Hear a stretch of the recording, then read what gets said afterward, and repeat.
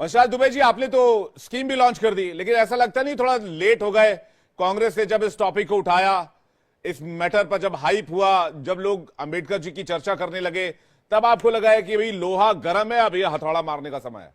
विवेक जी देखिए, पहली चीज तो जिस बेशर्मी की पराकाष्ठा के साथ राज्यसभा के अंदर देश के गृह मंत्री ने बाबा साहब के नाम को लेकर फैशन फैशन फैशन फैशन वाले जो नारे दिए, मुझे लगता है भारतीय जनता पार्टी के नेताओं के लिए बाबा साहब का नाम फैशन होगा।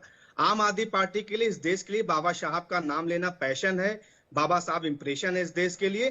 तो जिस एक तरीके से बेशर्मी के साथ बाबा साहब का अपमान भारतीय जनता पार्टी के गृह मंत्री, देश के गृह मंत्री ने किया, वो बेहद दुर्भाग्यपूर्ण है। लेकिन आप इस बात को समझिए कि बाबा साहब के सपने को, आपने कांग्रेस से भी बात की, आपने बीजेपी से भी बात की विवेक जी, और उनका एक इतिहास रहा है। किसी ने बाबा साहब के साथ अपमान किया होगा, कोई कर रहा है।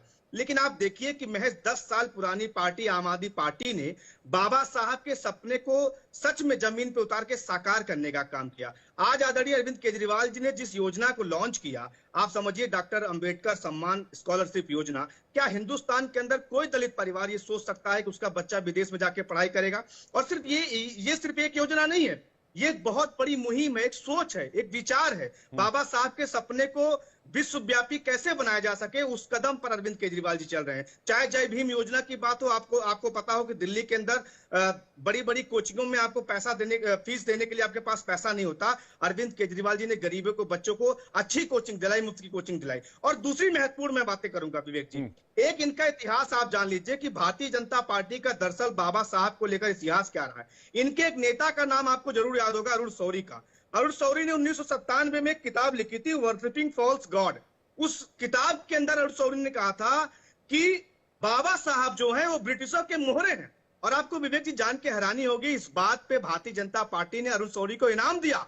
1998 में उनको मंत्री बनाया, राज्यसभा का सदस्य बनाकर, और 2010 तक उनको नेता बना के रखा। तो भारतीय जनता पार्टी में ऊपर से लेकर नीचे तक इस बात को पता है। हिमांशु जी को भी पता होगा कि जितनी बार आप बाबा साहब का अपमान करोगे, उतना ज्यादा बड़े बड़े पदों से आपको सुशोभित किया जाएगा। अरविंद केजरीवाल जी, चाहे वह महिलाओं की बस की यात्रा मुफ्त हो, दलितों, वंचितों, शोषितों के लिए इलाज की व्यवस्था हो, या उनकी शिक्षा की व्यवस्था हो, अरविंद केजरीवाल जी हर उस काम को कर रहे हैं जो बाबा साहब का सपना था। और मुझे लगता है दिल्ली की जनता इसलिए उनको चौथी बार भी मुख्यमंत्री बनाने जा रही है। मेरा सवाल ये भी था कि आप इतना लेट कैसे हो गए?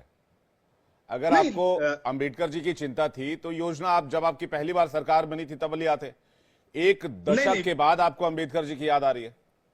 नहीं विवेक जी, आप देखिए, क्या बाबा साहब का सपना नहीं था कि सबको शिक्षा मिल सके? अरविंद केजरीवाल जी ने किया 2013 में।